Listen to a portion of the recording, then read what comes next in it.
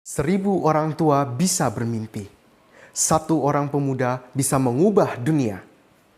Salam sejahtera untuk kita semua. Yang saya hormati dan banggakan, Dewan Juri dan teman-teman sebangsa setanah air. Pada kesempatan yang berbahagia ini, mari kita panjatkan puji dan syukur kita kepada Tuhan Yang Maha Esa karena berkat rahmat-Nya kita masih diberikan kesehatan untuk menjalankan hari ini. Pada kesempatan ini, izinkan saya, Nicholas Triputra dari SMA Gembala Baik untuk menyampaikan sebuah pidato dengan judul Pelajar Kritis, Praktis, dan Dinamis Masa Pandemi. Saudara dan saudari sekalian, berdasarkan judul yang saya ambil, mari kita berpikir sejenak.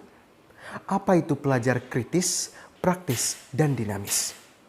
Pelajar kritis artinya pelajar yang selalu memiliki keingintahuan mengenai segala sesuatu yang mendukung dalam memperluas wawasannya.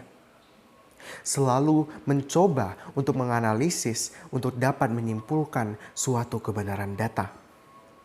Praktis artinya pelajar yang mempunyai solusi atau siasat sederhana dalam pembelajaran.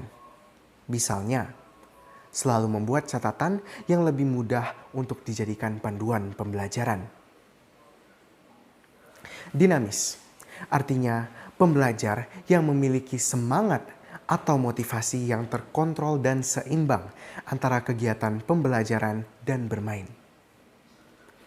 Saudara-saudari sekalian, pandemi SARS-CoV-19 telah berlangsung sejak tahun lalu dan sudah memasuki masa 1 tahun lamanya.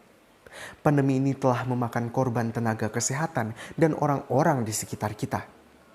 Saat ini, menurut data dari Komite Penanganan COVID-19 dan Pemulihan Ekonomi Nasional, KPCPEN, sudah lebih dari 1,5 juta orang terinfeksi virus SARS-CoV-19 dan sudah lebih dari 40.000 orang meninggal akibat virus tersebut.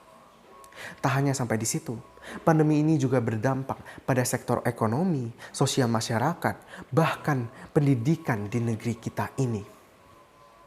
Satu di antara dampak pandemi, yaitu pendidikan yang harus diliburkan. Libur yang awalnya hanya direncanakan hanya 1 minggu, terus berlanjut hingga sekarang dapat dikatakan sudah hampir memasuki 1 tahun para pembelajar harus melakukan pembelajaran daring. Tentu, ini menjadi sebuah tantangan baru bagi pembelajar dan pendidik, terutama tentang proses belajar kita yang sebelumnya luring menjadi daring. Saudaraku, insan yang berjuang dalam bidang akademik. Seringkali kita sebagai pelajar mengalami banyak tantangan dalam proses tersebut. Rasa tak semangat, rasa putus asa, rasa malas seringkali kita hadapi dalam proses pembelajaran daring ini. Sebab itu, tantangan terberat dalam pembelajaran ini ialah diri kita sendiri. Bagaimana kita bisa belajar meski harus melawan kebiasaan buruk? Tapi tak hanya tentang kebiasaan. Seringkali pemikiran kita jugalah yang susah untuk diajak bekerja sama, terutama jika berkaitan dengan waktu belajar. Sulit sekali rasanya untuk belajar secara efektif, berpikir tepat, serta bisa belajar dalam waktu singkat lalu memahami materi yang kita baca. Teman-teman sekalian, dalam proses pembelajaran, pemikiran-pemikiran kita perlu untuk selalu diasah. Hal-hal sederhana yang kita anggap sepele tak selalu demikian. Kita harus mulai berpikir secara matang dan kritis. Kita harus terus mengasah pemikiran kita agar pemikiran kita selalu bergerak maju dan tidak berputar dalam gelembungnya. Jangan mau menjadi katak dalam tempurung kalau di luar sana burung bebas menggapai angkasa. Jangan mau menjadi buaya yang diinjak kancil saat menyeberang sungai. Bangsa ini tidak perlu orang pintar, namun perlu orang-orang yang kritis. Kritis dengan sesama, kritis dengan pribadi, kritis dalam bertindak. Kita pemuda-pemudi Indonesia dapat memajukan bangsa ini dengan pemikiran.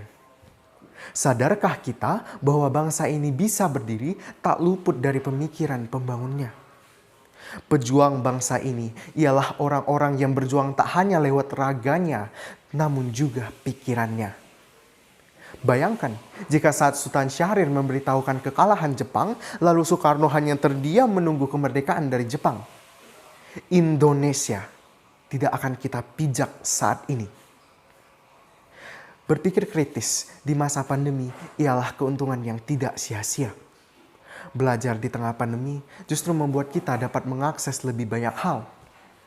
Menteri Pendidikan kita, Pak Nadiem Makarim, telah mencanangkan program Merdeka Belajar. Program tersebut telah menciptakan program pendidikan yang baru lewat daring.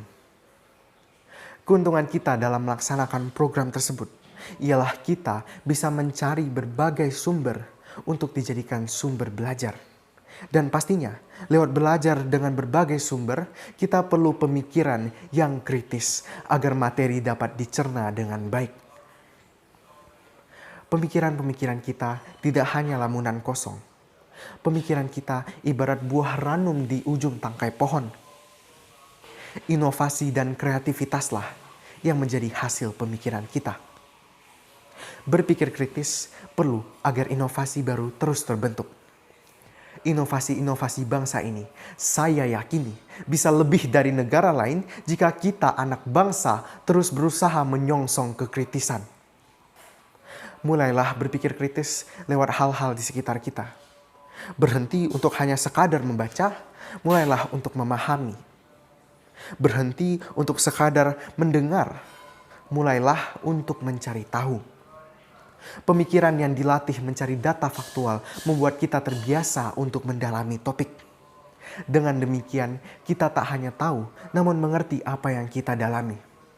Terlebih jika kita kaitkan dengan kondisi sekarang, di mana banyak informasi yang simpang siur kebenarannya. Dengan berpikir kritis, kita bisa mengurangi kemungkinan terdampak berita bohong atau yang biasa kita sebut sebagai hoax. Akhir kata, kebiasaan berpikir kritis membantu kita dalam berinovasi dalam belajar. Dengan pemikiran kritis, kita juga bisa mencegah penyebaran berita hoax. Pandemi mungkin sebuah penghalang, namun yang utama bukanlah hambatan, melainkan giat dalam mendalami pembelajaran. Sekian dari saya. Jika ada salah kata, saya dengan segenap hati meminta maaf. Semoga apa yang saya sampaikan dapat bermanfaat bagi kita semua.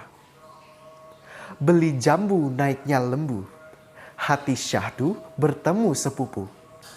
Pandemi boleh mengganggu, tapi semangat tetap satu. Kalau kita sempat bertemu, ucap salam darimu. Terima kasih untuk kamu, insan akademis pembaharu.